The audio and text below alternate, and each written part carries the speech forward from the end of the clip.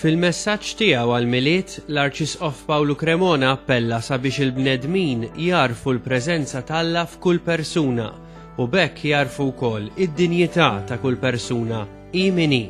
Jien nixtieq li anki f'dan il-miliet inħallu li anki l-familji tagħna jinbidlu. Ġesu jrid ikun preżenti.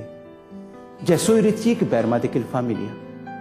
Ġesu jrid ikun is-sosten, il-qawwa, iċ-ċentru ta' dik li hija familja nisranija li għadha trid li jkollha Ġesu ġewwa nofsha.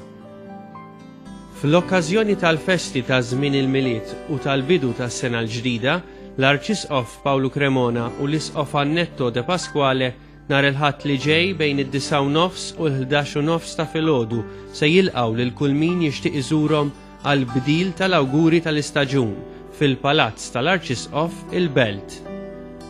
Nhar il-Ħadd li għadda l-Arċisqof Pawlu Cremona żar il-festin organizzat bħala parti mill-kampanja ta' Radio RTK b'risq il-familji fil-bżonn.